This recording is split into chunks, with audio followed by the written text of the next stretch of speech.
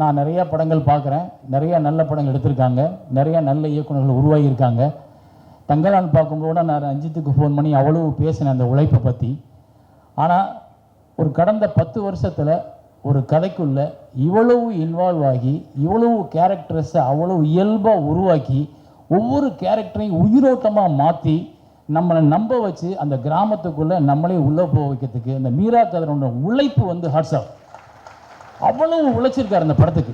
ஒவ்வொரு ஃப்ரேம்லையும் உழைச்சிருக்காரு. ஒவ்வொரு ஃப்ரேம் நம்ம வந்து சில படங்கள் பார்ப்போம், ஒரு 10 சீன் நல்லா பண்ணியிருப்பாங்க, ஒரு 5 சீன் நல்லா பண்ணியிருப்பாங்க, பட்ஜெட்லேயும் சொல்லுவாங்க 5 சீன் நல்லா எடுங்க சார், மிச்சம்லாம் சுருட்டிருங்கம்பாங்க. ஆனால் அப்படி சினிமா நமக்கு எடுக்க தெரியாது. ஆனால் அதை தாண்டி மீரா கதிரவனோட படங்களில் இது வந்து த பீக், அவரோட பெஸ்ட் ஃபிலிம் அப்படின்னா இதுக்கு மேலே அவர் இன்னொரு படம் எடுக்கணும், அது எனக்கு ஆசை தான். ஆனால் இந்த படம் என்னை வந்து அவ்வளவு பிரமிக்க வச்சிருச்சு. ஏன்னா அது ஒரு நாவல் மாதிரி இருக்குது.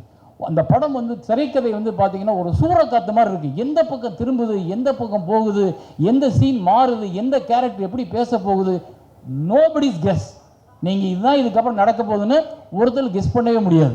அந்த அளவுக்காக ஸ்க்ரீன் பிளேயில் நம்ம நினைப்போம் இதுதான் வரப்போகுது அப்படின்னு. ஆனால் வேற ஒன்று வரும். ஆனால் அதை நம்ம நினைச்சதை விட பிரமாதமாக இருக்கும். அவங்க பேசுகிற டயலாக்லேருந்து ஒன்று பிரமாதமாக இருக்கும். இந்த படம் வந்து ஒரு வாழ்வியல், 30 வருஷ வாழ்வியலில் ஒரு மனிதன் 30 வருஷத்துக்கு முன்னாடி எங்கே இருந்தான், 30 வருஷத்துக்கு அப்புறம் இங்கே இருக்கான். 30 வருஷத்துக்கு முன்னாடி ஒரு ஆணிடம் ஒரு பெண் எதை பேச தயங்கினால் அது ஒரு 30 வருஷத்துக்கு அப்புறம் அந்த ஆண்கிட்ட அந்த பெண் எதை தைரியமாக பேசுகிறா. அதுக்கான காரணம் படிப்பு, பொருளாதாரம், முன்னேற்றம். இது எல்லாம் ஒரு மக்களை வந்து எந்த இடத்துல வளர்த்துருக்கு. பெண் உரிமைன்னு பேசுகிறோம், பெண் உரிமையை கொடுக்கறது இல்லை. பெண்கள் இப்போ அதுவாக எடுத்துக்க ஆரம்பிச்சுட்டாங்க, அவங்களே பேசுகிறாங்க. எனக்கு கடைசியில் அந்த பெண் பேசும்போது நீ எனக்காக ஏன் பேசலை அப்படின்னு கேட்பா.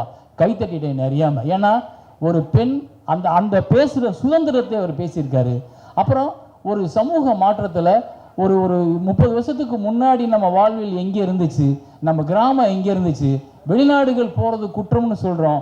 ஆனால் வெளிநாடு போய் தான் பிழைக்கணுமா, நம்ம ஊரில் பிழைக்க முடியாதான்னு பேசுகிறோம். ஆனால் வெளிநாடு போகும்போது அங்கேருந்து வர்ற பொருளாதாரம் நம்ம நாட்டை, நம்ம படிப்பை, நம்ம வாழ்க்கையை எப்படி மாற்றிருக்கு, எவ்வளோ தூரம் இது வந்து நம்மளை வேற ஒரு உலகமாக கொண்டு வந்துருச்சு அப்படின்றத ஒரு அழகாக பதிவு பண்ணியிருக்காரு. ஒரு ஷாட்டு பார்க்குறேன், ஒரு டாப்பாங்கில் வச்சுருக்காரு, எல்லாம் ஓட்டு வீடாக இருக்குது.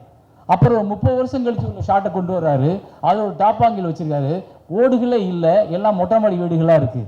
எங்கே மாறி இருக்கு இந்த சமூகம் அப்படின்றத அவ்வளோ அழகாக உள்ளுக்குள்ள கட்டமைப்பில் கொண்டு வந்திருக்காரு. இதுக்குள்ளே நடிச்சிருக்க ஒவ்வொருத்தரும் அது கஸ்தூரிராஜா சார் மட்டும்தான் நமக்கு தெரிஞ்சவராக இருக்கார். மிச்சம் எல்லாருமே ஏதோ ஒரு முஸ்லீம் குடும்பத்துக்குள்ளே நம்ம உள்ளே போனது மாதிரியே இருக்குது. ஆனால் ஒரு 10 நிமிஷத்துக்கு அப்புறம் கஸ்தூரிராஜா சார் உள்ளுக்குள்ளே அந்த கதைக்குள்ளே போய் அந்த கேரக்டராகவே அவர் பேசுகிற விஷயம், நடக்கிற விஷயம், அது நைட்டு பூரா அவர் 11 மணிக்கு ஃபோன் பண்ணி தொந்தரவு பண்ணேன். நான் இன்னும் 11 மணிக்கு ஃபோன் பண்ணி கிட்டத்தட்ட அரை மணி நேரம், சார் தப்பாக எடுத்துக்காதீங்க, நீங்கள் தூங்கினாலும் கொஞ்சம் நேரம் முடிச்சிருங்க, நான் உங்கள்கிட்ட பேசணும் அப்படின்னு சொன்னால் அவர் இப்போ வந்து சொல்கிறார், நீங்கள் நைட்டு தூக்கத்தை கெடுத்து இன்னும் தூக்கம் வரலைன்றார். அந்த அளவுக்கு ஒவ்வொரு கதாபாத்திரங்களும் அவ்வளவு சிறப்பாக இருக்குது. ரொம்ப எனக்கு ஏன் அவ்வளோ சந்தோஷம்னா, ரொம்ப வருஷம் ஆச்சு இப்படி ஒரு படம் பார்த்து, ரொம்ப வருஷம் ஆச்சு ஒரு டைரக்டர் இப்படி மெனக்கெட்டுருக்காண்டான்னு பார்த்து. இந்த டைரக்டர் மெனக்கட்டதுக்காக இல்லை, இங்கே வந்து நிற்கணும், இந்த படம் என்ன ஆனாலும் தோளில் நம்மளும் சேர்ந்து சுமக்கணும். இந்த மாதிரி படங்கள் ஜெயிக்கும் போது தான் நல்ல சினிமாக்கள் மீண்டும் வர ஆரம்பிக்கும். நம்மளோட வாழ்க்கை பற்றி, நம்மளோட வாழ்வியலில் உள்ள பிரச்சனைகள் பற்றி, ஒரு பிரச்சனையை எப்படி சினிமா பேசணும், அதுக்காக கமர்ஷியல் சினிமா வேணாம்லாம் நான் சொல்லலை, அந்த இடத்துக்கே நான் போகலை. ஆனால் இந்த மாதிரி சினிமாக்கள் நம்மளை ஒழுங்குபடுத்தும், நம்மை உணர வைக்கும், நம்ம வாழ்க்கை எதுன்னு சொல்ல வைக்கும், நம்ம வாழ்க்கையில் எங்கே நிற்கிறோம்னு சொல்ல வைக்கும். கடைசியில் ஒரு டைலாக் வரும், 4 சுவர் இருக்க வீடு தான் வாழ்க்கைன்னு யார் சொன்னா அப்படின்னு. செத்தே போயிட்டேன் நான். 4 சுவர் இருக்க வீட்டுக்குள்ளே தான் சந்தோஷம் இருக்குன்னு யார் சொன்னா? அருமையான ஒவ்வொரு டைலாக்கும் பிச்சிருப்பார். எல்லா கேரக்டர்ஸ்ன்னு சொல்கிறேன். ஏதோ கஸ்தூராஜா பேசுகிறதா இருக்கட்டும், அந்த பொண்ணு பேசுகிறதா இருக்கட்டும், இந்த ஹீரோயின் அந்த பொண்ணு பேசுகிறதா இருக்கட்டும், இந்த பொண்ணுலாம் லவ் பண்ணலான்னு தோணிச்சு. எனக்கு வயசு இல்லை, பட் இருந்தாலும் பரவாயில்ல. ஆனால் அவ்வளோ அழகு, அவ்வளோ யதார்த்தம், அவ்வளோ சூப்பர், அவ்வளோ நல்லா இருந்துச்சு. நீங்கள் ஒவ்வொரு இடமும் அந்த பொண்ணும் பேசுகிற ஒவ்வொரு இடத்துலையும் வந்து ஒரு முஸ்லீம், நான் தான் சொன்னேன், நான் முதல் ஒரு இலக்கியத்தை முஸ்லீமில் எழுதுனது ஒரு பெண் எழுத்தாளர். அவங்க வந்து நாகூரை சேர்ந்தவங்க. எனக்கு அந்த பெண்ணோட கதாபாத்திரம் மாதிரி தெரிஞ்சு இந்த கதாபாத்திரம். அவ்வளோ தூரம் வந்து ரொம்ப மெனக்கெட்டுருக்கன்றப்போ அந்த டைரக்டரை நம்ம வந்து விட்டுறக்கூடாது. அந்த படத்தை நம்ம வந்து ஏதோ கடந்து போயிடக்கூடாது. நம்மளும் கூட நிற்கணும், நம்மளும் கையை கோர்த்து நிற்கணும், நம்மளும் பேசணும், நம்மளும் வந்து அந்த படத்தை பற்றி கொண்டு போகணும், நம்ம ப்ரொமோட் பண்ணணும். எனக்கு ஒரு நல்ல படம் பார்த்தா கண்டிப்பாக தூக்கம் வராது. நேற்று நைட்டில் சுத்தமாக தூங்கலை, 5 மணி ஆச்சு சார். மண்டைகளை நானாக பேசிகிட்டே இருக்கேன். இது எப்படி நிகழ்ந்ததுன்னு. அதுக்கு என்னென்னா ஒருத்தனோட சினிமா மேலே இருக்கிற வெறி, சினிமாவை வந்து அவன் நேசிக்கிற வெறி, அவன் ஒவ்வொருத்தட்டையும் வேலை வாங்கியிருக்க விதம். சாம்சிஎஸ் எங்க வாட்ஸ்அப் சூப்பராக இருக்குது உங்கள் மியூசிக். அந்த படத்துக்கு அவ்வளோ உயிரோட்டம் உங்களால் தான் கிடச்சிருக்கு. ஏன்னா அவங்க எல்லாம் உருவாக்கிட்டாங்க. ஒரு படத்துக்கு ரீரிகார்டிங் எவ்வளோ முக்கியன்றது உங்கள் இந்த படத்தை பார்த்தாங்க நிறைய பேர்த்து புரிஞ்சுப்பாங்க. ஏன்னா அந்த பாட்டெல்லாம் எக்ஸலண்ட், எல்லா பாட்டுமே. இந்த படம் வந்து எல்லாருக்கும் சிறந்த படமாக இருக்கும், எல்லாருக்கும் பிடிச்ச படமாக இருக்கும், எல்லாரும் இந்த படத்தை பாராட்டுவாங்க.